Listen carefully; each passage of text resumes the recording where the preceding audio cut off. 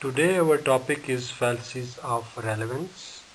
So let's see what are the how what are the fallacies of relevance and how we do identify them. Before discussing the fallacies of relevance, let's define what is the meaning of relevance and the fallacies.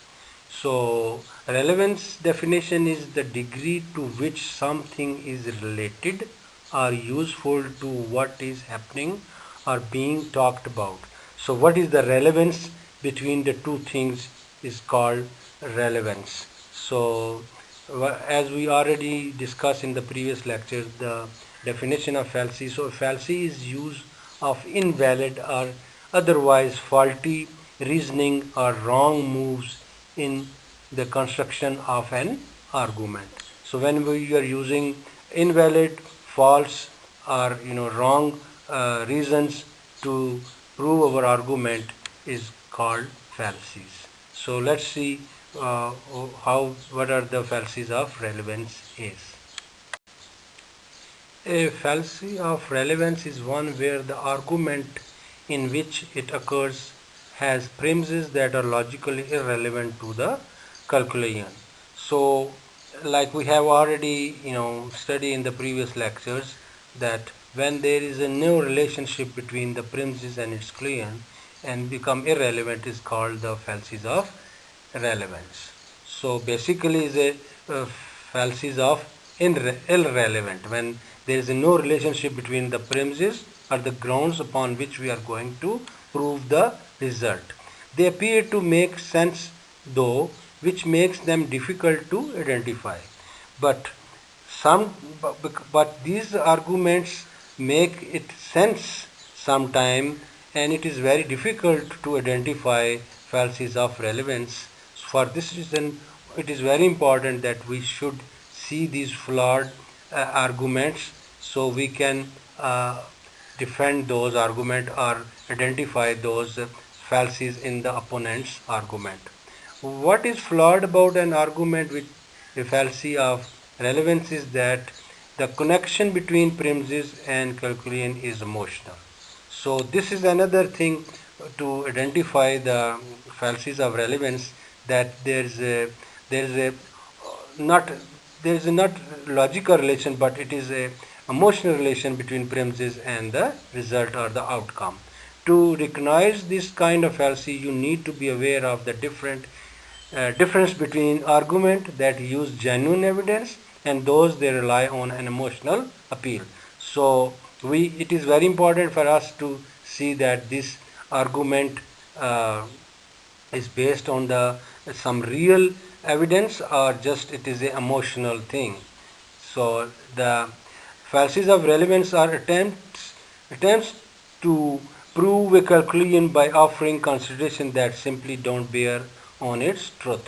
So we try to prove something which are not based on the truth.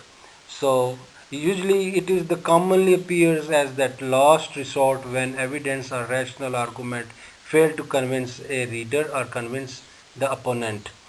For example, when we are arguing and we think that we cannot prove this thing or we cannot logically argue, we use the emotions, and you have seen this always. These things happen in your always also in your relations. Try to force someone with using the your emotions, and sometimes other people try to, and logically those are not correct. So this is called fallacies of relevance. So why we study and try to identify these fallacies? Because it is important to study the fallacies so you can avoid them in arguing when you are making the arguments. Plus, studying fallacies also provides you with the foundation for evaluating and critiquing other arguments as well. So not only we want to avoid to using these fallacies, as well as we also pinpoint or find out and criticize or evaluate when we are evaluating other people's argument. Once you start studying and thinking about fallacy, you will find that you will find they are everywhere. So once you will be understanding or recognizing these fallacies in arguments, you will be surprised to see that everyone and everywhere is using these kind of arguments. So let's see and let's find out some of the identification in the arguments to identify the fallacies of relevance.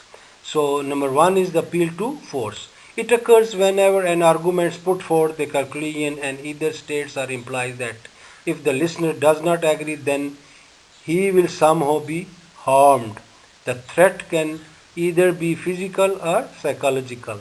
So, when we cannot argue properly or logically, then we threaten people and try to harm that if you don't accept our things, then we will be hitting you or we will going to make harm you. So either agree that I am king of the world or I will beat you up. This is the example. Give me 200 dollar or rupees, otherwise I will tell your wife that you are cheating on her. So this is like kind of blackmailing, using the force. So this is, uh, when you cannot argue logically, you use the force to make other person to accept your arguments. Appeal to pity. This is another way of, making people, convincing people about your arguments, is that occurs when an arguer tries to support a conclusion by getting pity or sympathy from the listener. So you become like a victim or something, or use your emotions or your not pity emotion to convince other people that they will accept your argument. Don't give me a ticket, officer. And when you are driving and a police guy stops you and try to give you a ticket, my wife has cancer and my aunt just has a stroke. So create a sympathetic environment, so you will get the a favor or a acceptance of your argument from the other party. So this is called appeal to pity. The next is the appeal to people. So arguer, the person who make the argument, manipulates the value and the belief of people in order to make them believe a certain conclusion. So you manipulate other people's belief or value system, that they start accepting your argument. So basically you convince other people by changing their beliefs. So there are two ways of doing this. One is the like direct approach. An arguer addresses a large group of people and try to excite them and make them emotionally charged, so that he can win their acceptance for his argument. So we have seen every day in the political meetings or in the political rallies that the political leaders, they try to charge people and they convince them people by emotionally charging them, and then they will going to accept their things, and we see that they're becoming like mob or something, and they start following that leader or that politicians. So because practically he or she has changed their value and belief system, so they started accepting what he or she is saying, even sometime logically that is not correct. We see around here there, when we are following some political leader, because he or she has changed our beliefs or the values. So indirect approach is arguer does not focus on the crowd itself, but a certain people and at certain people and how they relate to the crowd as a whole. So instead of changing the belief or the values of whole crowd, they change few people, and then they through them they will achieve their objective of their argument. So these are the two ways. Basically it is appeal to people, and by changing their belief and their value system. The next is the bandwagon argument, and it is very obvious that if you don't go along with our argument, then we will be going to leave you out and pursue you to join us, so you can be a part of the crowd. So we will say that everyone is doing, so you will do that too, and if you are not going to do it, you will be left alone, you will become lone. So we have to accept the argument and join the majority of the people. So this is called bandwagon argument. Even those you say the majorities may be not doing the thing logically. Appeal to vanity, argument that compare you with someone that is admired or pursued. So if you agree, then you will be admired too. So for example, if they want to make you that you will accept their argument, they will say that you are like that, so and you become like that, so you will be become admirable, and if you don't, then it's the same thing that you will be stay alone.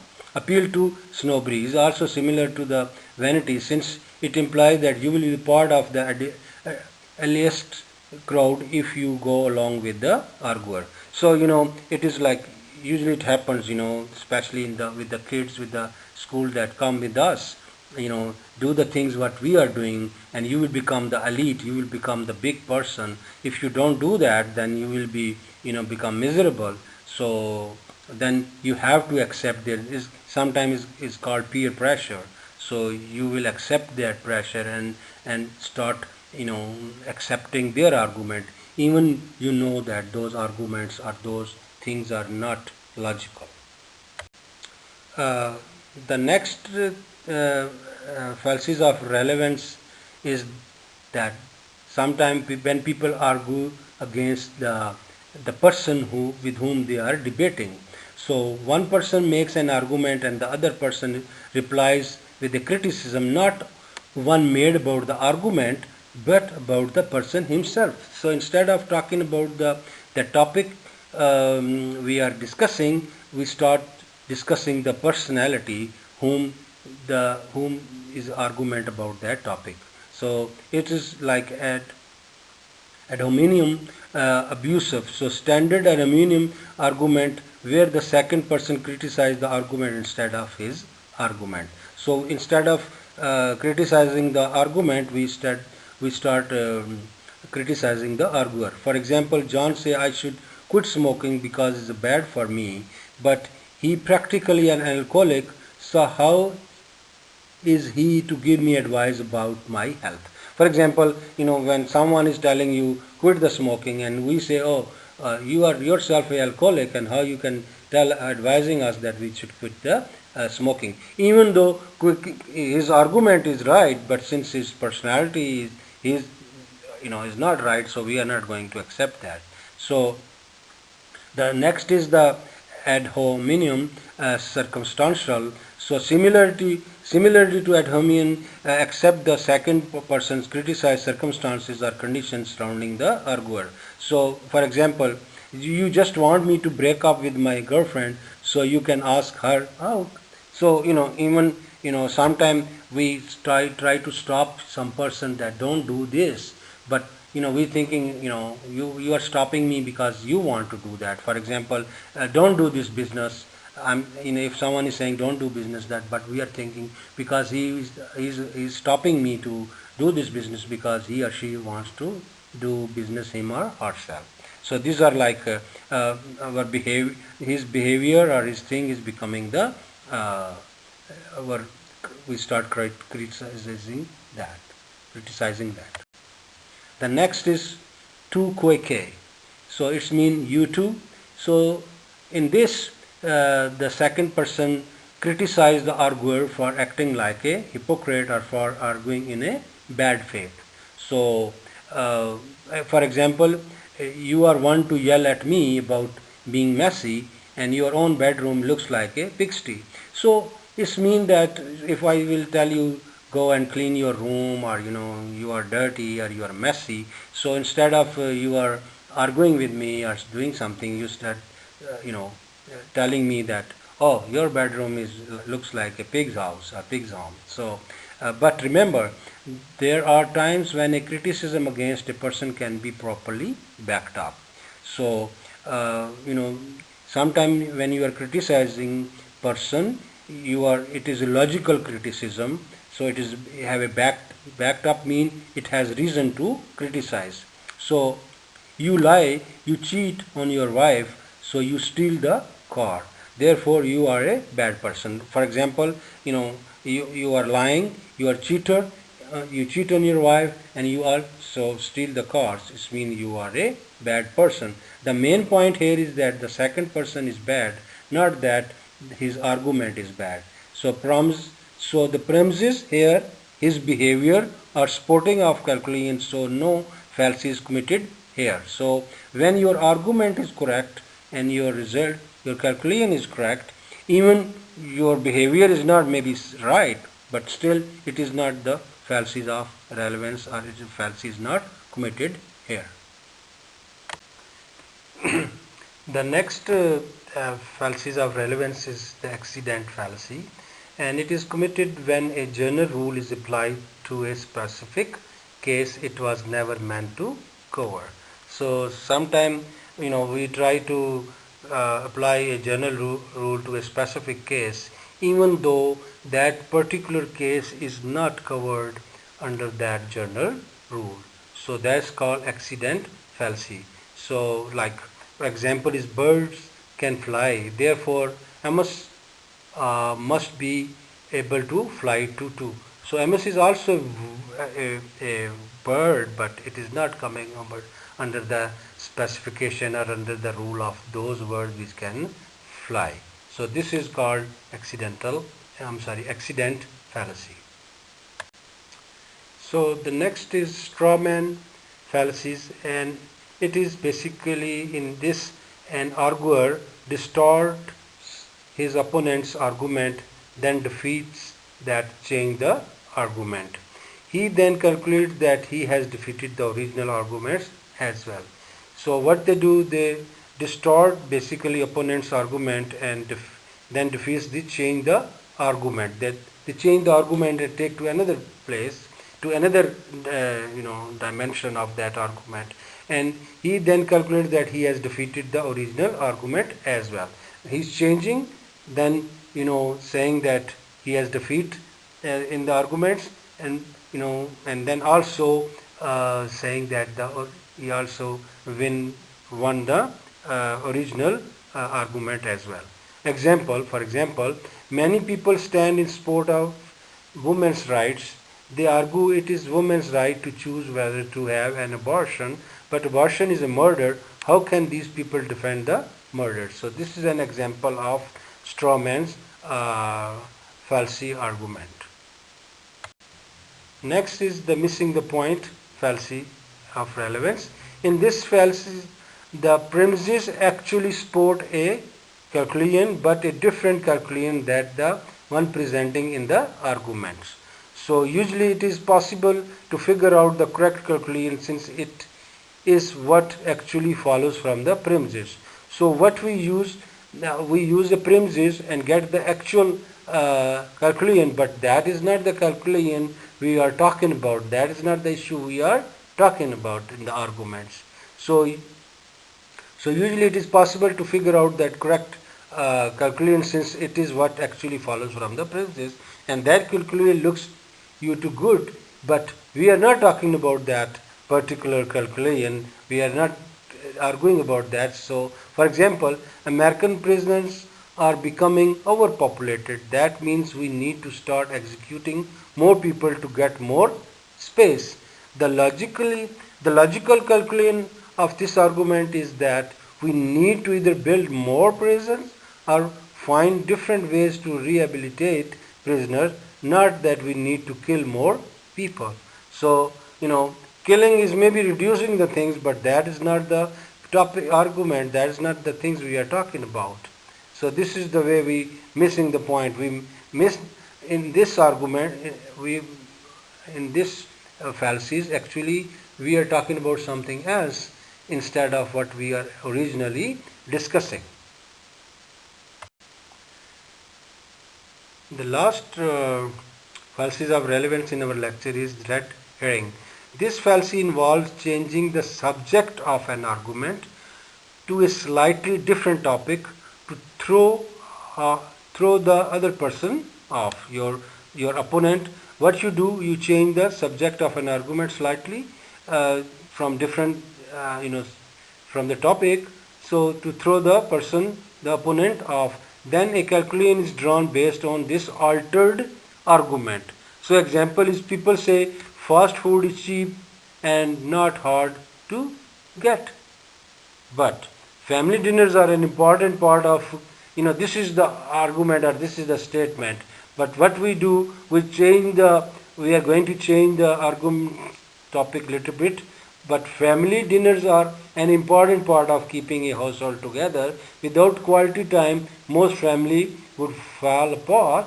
Parents need to shift gears and take action if they want to stay in touch with their kids. So they are doing argument against fast food, but they are going to another topic, which is the family dinner. So this way they are doing red herring fallacies of relevance.